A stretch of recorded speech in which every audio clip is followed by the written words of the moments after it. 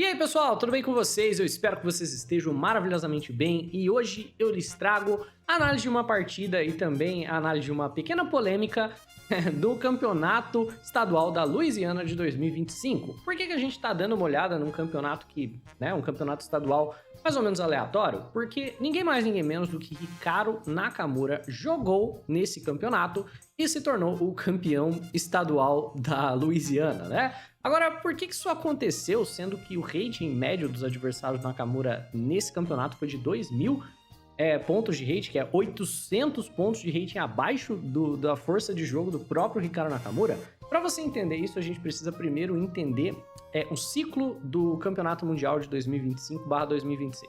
Basicamente, no final do ano, nós temos o torneio dos candidatos, que vai definir quem vai enfrentar Golcash do Marajo. Para você se classificar para os candidatos, você basicamente tem que jogar vários campeonatos e tem que ir bem neles. Você pode ganhar a sua vaga indo muito bem na Copa do Mundo, indo muito bem no FIDE Grand Swiss, ou pontuando bastante no circuito da FIDE. No entanto, o Nakamura está tentando se classificar por rating, porque se a gente abrir aqui o top 10 de rating da FIDE, veremos que Hikaru Nakamura está em segundo lugar, e o primeiro colocado, que ganharia a vaga, que seria o Magnus Carlsen, muito provavelmente vai rejeitar a vaga. Agora, não basta você ser o jogador que tem o maior rating e não tem a sua vaga ainda, né? Por exemplo, o Caruana está em terceiro lugar, mas ele não conta porque ele já está classificado para o torneio dos candidatos. Então, o Hikaru Nakamura, o único jogador que poderia contestá-lo nesse quesito seria o Praggnanandhaa, mas a diferença de rating é bem alta, né? É muito difícil de você se manter acima dos 2.800. O que acontece? O Nakamura, ele precisa ser um jogador ativo, então ele precisa jogar no mínimo 40 jogos no ano,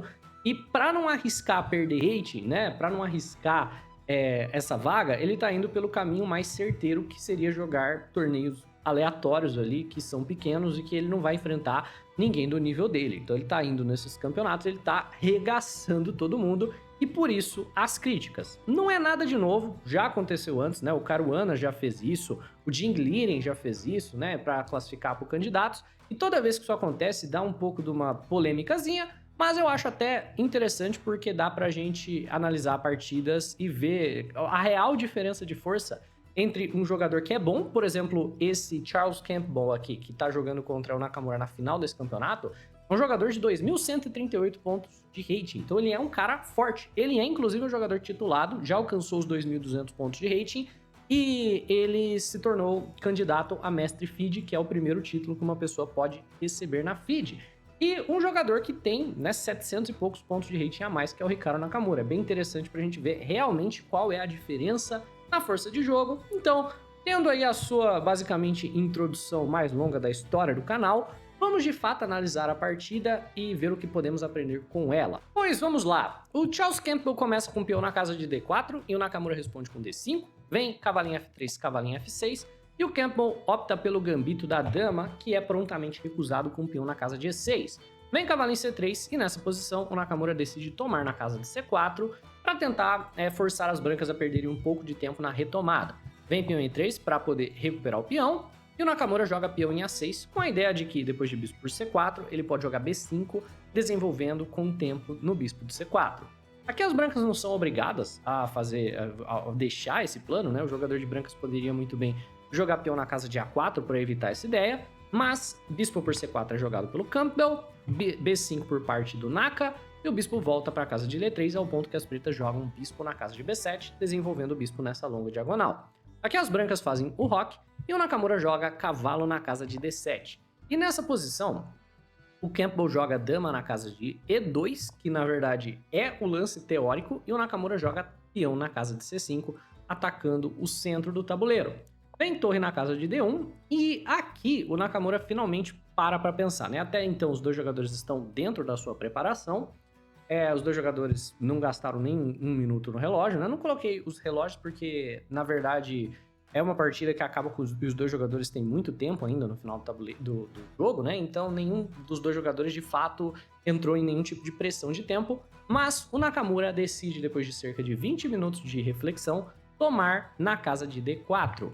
E nessa posição, se você está jogando de pretas, você provavelmente está preocupado com o fato das brancas tomarem de cavalo, porque isso leva a uma estrutura de peões perfeitamente simétrica, né? Então, depois de cavalo por D4, que não foi jogado na partida, se a gente for prestar atenção, o jogador de brancas, ele possui 4 peões aqui na ala do rei, as pretas também possuem 4 peões na ala do rei, e 2 para cada na ala da dama. E porque essa posição é tão simétrica, nós teremos, na verdade, uma situação na qual, se as brancas quiserem forçar um empate, é bem difícil das pretas gerarem chances de vitória. Aqui, o Campbell mostra que, na verdade, mesmo ele estando jogando contra o Hikaru Nakamura, ele não quer jogar para empatar. Ele toma de peão, aceitando o peão da dama isolado e basicamente entrando numa posição que é profundamente desbalanceada, né? Então, quando um dos dois jogadores possui um peão isolado, o que as pretas querem fazer idealmente é tirar todas as peças do tabuleiro, é trocar tudo, porque esse peão vai ser uma fraqueza no final de jogo, e o que as brancas querem fazer basicamente é aproveitar do fato de que o peão concede espaço no centro do tabuleiro, tá concedendo a casa de E5 para o cavalo, tá concedendo aqui a coluna E semi-aberta para a gente atacar, a coluna C que fica aberta para o jogador de brancas pegar. Então, brancas querem jogar dinamicamente e o Nakamura quer jogar para o final de jogo. Na verdade, é muito interessante o Campbell entrar nessa linha, porque eu, com toda certeza, teria ido para a linha mais calma contra o jogador contra o Nakamura, e eu, com toda certeza, teria ido muito pior na partida, porque você nunca pode entrar numa partida, né, na esperança de um empate. Você tem que entrar com a mentalidade que você quer ganhar, não importa o quão melhor o seu adversário é do que você. Vem bispo em E7 por parte do Nakamura e bispo em G5, seguido pelo Rock, e cavalo em E5 aqui por parte do Campbell, que tá jogando bem. E nessa posição temos cavalo em D5 por parte do Naka, bloqueando o peão, certo? Esse cavalo na casa de D5, ele é um lance bem temático, você não quer deixar as brancas trocarem o peão, e na prática o que as brancas têm que fazer é partir para um ataque de checkmate, aproveitando da vantagem de espaço que tem. O que as pretas mais querem aqui na posição seria a troca de todas as peças, né? Então, vamos montar aqui uma situação na qual várias trocas são efetuadas e a gente vai ver qual seria o objetivo de você que está jogando contra um peão isolado para deixar essa posição relativamente didática, né? Vamos dizer, por exemplo, que bispo toma bispo aqui fosse jogado, né? Dama por E7, cavalo por D5, bispo toma, algo como bispo em E4 para trocar por aqui, né? Vamos dizer, cavalo aqui em B6, bispo toma, cavalo toma. Nessa posição, o peão ele é muito mais fraco. A gente vai levando as coisas para esse caminho, o jogador de brancas ele vai ter uma fraqueza, porque ele não vai usar essa vantagem de espaço para atacar, porque não tem peça no tabuleiro o suficiente para atacar. O que as pretas vão fazer eventualmente é triplicar na coluna D e aumentar a pressão no peão, que uma hora ou outra acaba caindo. Esse tipo de final tende a ser muito vantajoso para o jogador de pretas. Por isso que o Nakamura joga cavalo em D5, propondo a troca de bispos, e é por isso que o Campbell não faz a troca, ele joga dama na casa de H5, ameaçando, na verdade, checkmate. E nessa posição, o Nakamura joga peão na casa de F5, lidando com a ameaça de mate, e temos cavalo toma cavalo em D5, bispo toma e bispo na casa de F4 por parte das brancas, não querendo a troca de bispos, certo? Cara, o Nakamura joga cavalo em F6 com tempo na dama, vem dama na casa de E2 por parte do Campbell, e dama na casa de B6, pressionando o peão, certo? Mas pressiona, mas não pressiona de fato, porque entra no descoberto da torre. Mas bispo em E3 é um bom lance profilático, defendendo o peão por parte do Campbell. E vemos aqui torre em D8 por parte do Nakamura. Nessa posição, torre em C1 por parte do Campbell, ocupando a coluna aberta. Dama em B7, pressionando o peão de G e forçando aqui o Campbell a fazer fraquezas ao redor do seu rei com F3. E temos bispo na casa de D6, apenas ativando o bispo, ao ponto que as brancas jogam o melhor lance, peão na casa de A4, e partem para a pressão no ponto B5. Então, assim, em 20 lances, na verdade, o Campbell está em uma posição completamente igual contra o Nakamura, tá jogando de maneira extremamente resiliente, né? Tá jogando muito bem. Vem B por A4, torre por A4 e A5 para não perder o peão de A, e bispo em C4 aqui por parte do Campbell, que acaba sendo o erro da partida, né? Até então, o jogo estava igual, até então o jogo estava equilibrado, parelho. No entanto, nós vemos que, na verdade, são pequeníssimos detalhes que vão diferenciar um jogador que é bom no xadrez para um jogador que é excepcional no xadrez. Porque bispo em C4 é extremamente natural, certo? Mas é um lance que perde por um conceito posicional de longo prazo, porque o Nakamura já consegue visualizar o final a partir dessa posição. Ele já consegue visualizar que nessa situação, o bispo de E3 será uma peça inútil. Como assim?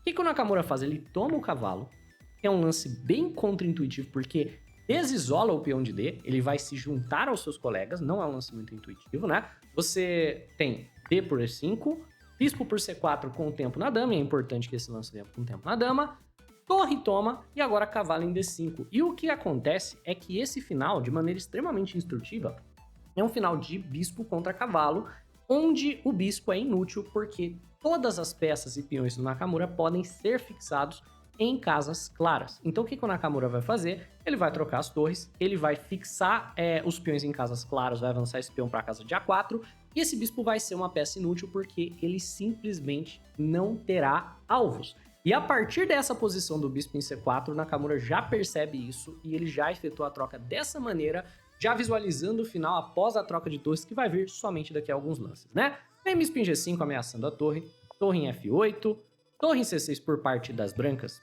pressionando o peão de E, o Nakamura joga o H6 chutando o bispo e depois joga a torre em C8, forçando a troca de torres. Parece que tá pendurando o peão de E, porque a torre tá defendida, mas na verdade, se por exemplo torre por E, o que vai acontecer vai ser torre toma torre, bispo toma e teremos dama em C8 dando um duplo aqui no bispo e na torre. Então, essa força da troca de torres aqui leva a partida para esse tipo de final, cuja vitória não é tão simples quanto parece, mas não tem risco nenhum para o jogador que tem o cavalo por conta do bispo fantasma, certo?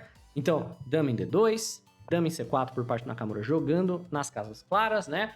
Tá basicamente defendendo aqui o peão taticamente, porque o bispo ia cair, é claro.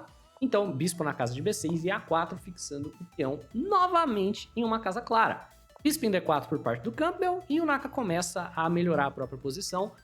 Tudo na casa clara, é claro. Então ele joga rei na casa de F7, G3 e G5 começa a fazer um pouco de avanço aqui com os peões. Mas você vê que esse bispo, na verdade, não tem alvo nenhum e a posição já é extremamente difícil de jogar, certo? Nessa posição, as brancas jogam peão na casa de H4, que acaba sendo um erro perdedor, porque o peão na casa de H4, ele é um alvo que as pretas podem facilmente ameaçar, caminhando o rei para a casa de H5. E não tem o mesmo alvo na posição preta, né? Percebe? Não tem nada para as pretas ameaçarem.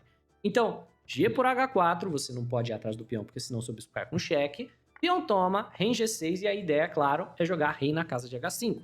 F4 por parte das brancas, e nessa posição, dama na casa de B3 por parte do Nakamura. É uma manobra interessante, preparando para jogar dama cheque e pegar o peão. Em G2, e aqui uma manobra extremamente elegante por parte do Nakamura, que é o lance que acaba destruindo aqui a posição, né?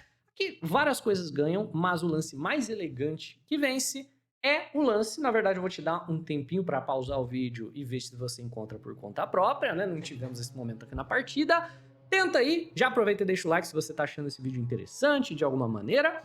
Dama na casa de D3, belíssimo, e é o último prego no caixão, né? Porque agora, depois de dama toma dama, cavalo por F4 ganha material, e ganhando a dama de volta, e o cavalo é muito superior ao bispo nesse final. O Campbell não troca, ele joga a dama na casa de F2, mas a manobra é elegante, porque depois de rei em H5, a verdade é que não tem nenhum cheque aqui, dama em F3 cheque forçando a troca de damas é o que foi jogado, certo? E nessa posição, o cheque não era bom, né? O que vai acontecer é a perda do peão de H, e agora o Nakamura tem um peão de H passado. Mas ele ainda ganha de maneira bem elegante, bem bonita, né? O que ele faz? Ele joga rei na casa de H3 para poder avançar o peão. Depois de bispo em D6, ele faz uma manobra de cavalo para que o cavalo fique sempre pressionando o peão de B para escravizar o bispo, para ficar nessa diagonal.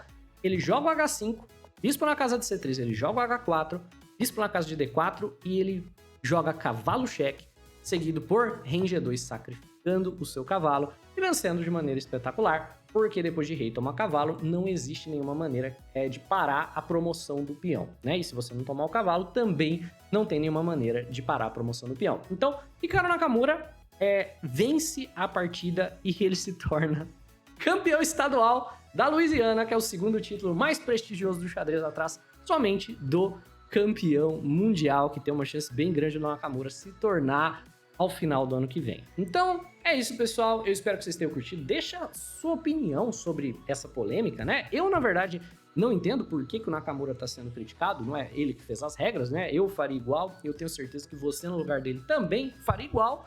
No entanto, temos aí essas partidas e provavelmente o Nakamura vai jogar outros torneios como esse. Então, sinta-se aí informado a respeito do assunto, fechou?